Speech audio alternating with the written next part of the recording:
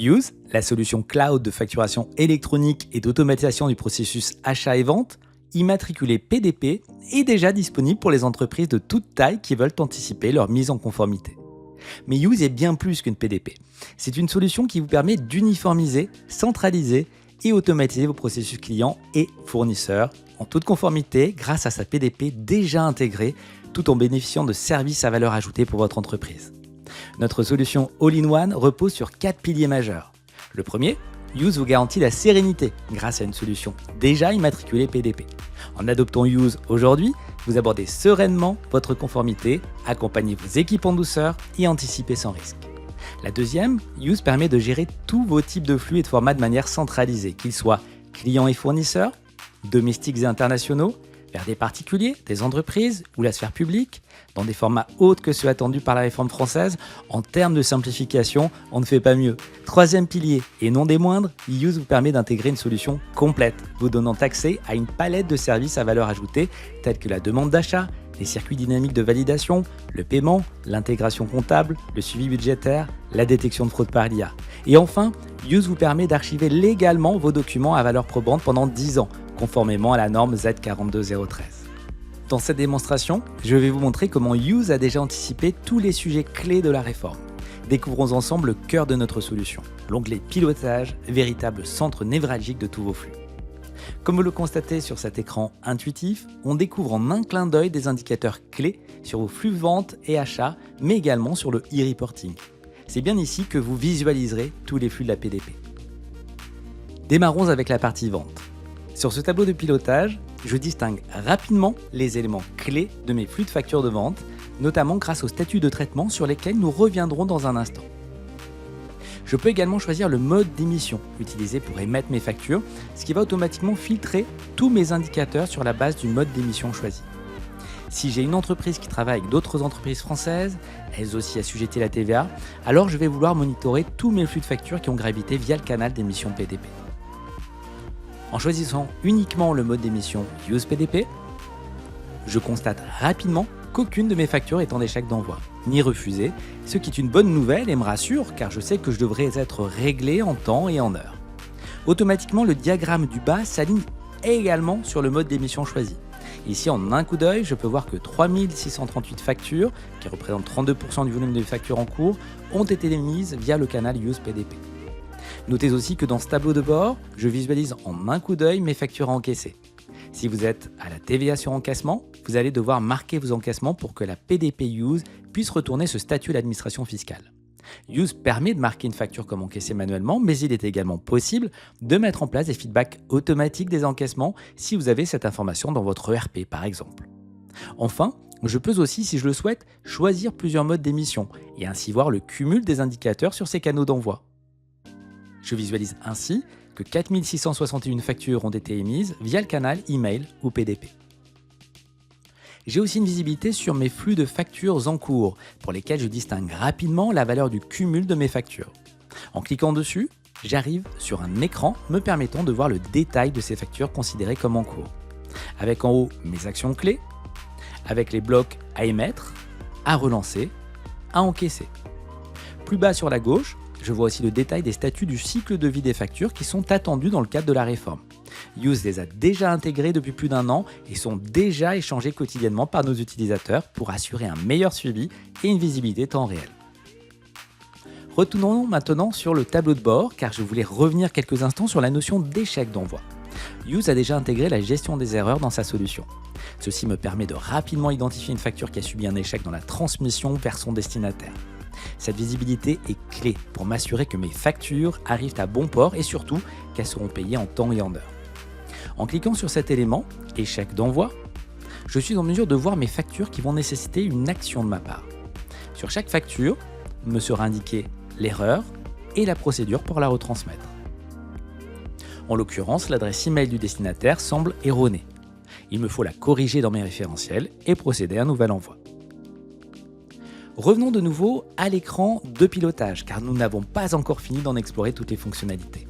En termes d'émission de factures, Use permet bien évidemment d'automatiser la récupération des factures depuis un outil de facturation via API, SFTP, agent de communication ou capture via email ou en masse, fonctionnalité disponible dans Use. De cette manière, mes factures peuvent donc être émises en automatique et en masse en mode no touch. Nous verrons cette partie à un autre moment dans la démo. Mais en parallèle de cette automatisation, Use a également prévu de pouvoir soit déposer une facture en manuel, donc via le bouton déposer, soit de la créer de A à Z depuis l'interface Use. Le mode de création est très simple. Après avoir cliqué sur créer, Use me demande si je souhaite créer une nouvelle facture ou dupliquer une facture déjà existante. Dans le second cas, je pourrais choisir la facture à dupliquer et faire mes modifications. Mais voyons comment créer une facture est d'une grande simplicité dans Use. Je clique donc sur créer une nouvelle facture. On me demande de confirmer l'organisation émettrice ainsi que le type de document et un formulaire apparaît. Chaque champ obligatoire est marqué d'un astérisque pour me guider sur les informations requises. Une fois que j'ai rempli correctement tous les champs, je clique sur Aperçu pour visualiser ma facture. À noter qu'il est possible de personnaliser mes factures de vente avec mon logo, par exemple. Une fois revues, si je suis satisfait de ma facture, je peux simplement cliquer sur Envoyer pour les mettre. Vous l'avez compris, avec Use, vous pouvez traiter vos grandes volumétries en automatique, mais aussi déposer des factures et même créer vos factures depuis l'interface. En termes de flexibilité, on ne fait pas mieux. Regardons maintenant mon pilotage des factures d'achat. Au même titre que sur la partie vente, j'ai ici des indicateurs clés pour m'aider à visualiser rapidement les actions à mener. De même, je peux sélectionner le canal de réception de mes factures d'achat. Regardons mes factures fournisseurs qui sont arrivées ici via le canal PDP en filtrant le canal de réception sur Use PDP. Ici aussi, je peux suivre les différents statuts des factures arrivées via la PDP. Je peux identifier rapidement les factures qui nécessitent une action comme l'acceptation.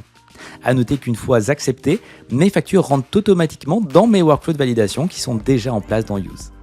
Ici, je peux aussi visualiser les factures pour lesquelles je suis en litige, j'en ai 8, ou en retard de paiement, ici une.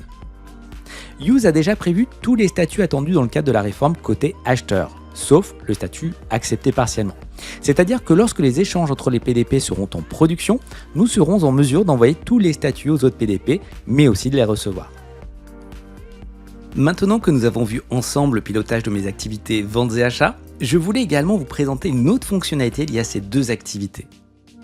Dans ma solution Use est incluse la possibilité d'inviter mes partenaires commerciaux, qu'ils soient mes clients ou mes fournisseurs, à rejoindre eux aussi l'écosystème Use en les invitant sur Use Portal Edition, une application gratuite accessible à toute entreprise souhaitant rejoindre l'écosystème Use qui est déjà constitué d'environ 300 000 entreprises en France.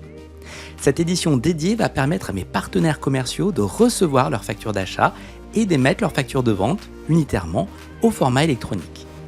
Use Portal Edition offre à ses utilisateurs la même interface que l'onglet pilotage que nous venons de découvrir ensemble, permettant de monitorer l'ensemble des flux achats et ventes.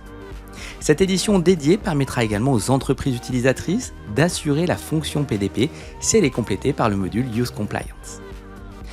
De mon point de vue, inviter mes partenaires commerciaux sur cette édition me permet des bénéfices.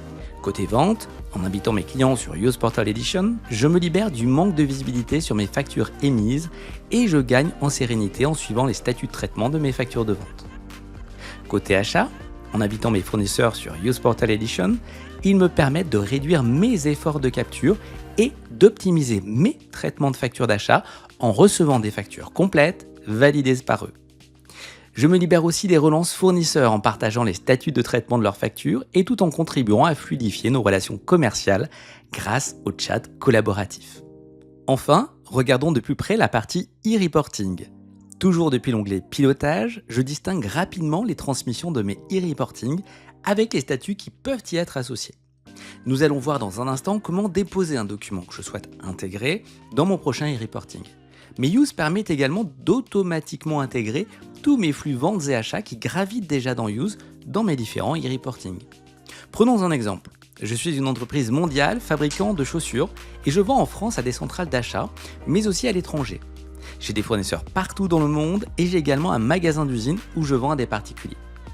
Grâce à Use, je peux émettre mes factures de vente vers tous mes destinataires, quels qu'ils soient. Use se chargera de les transmettre via le bon canal.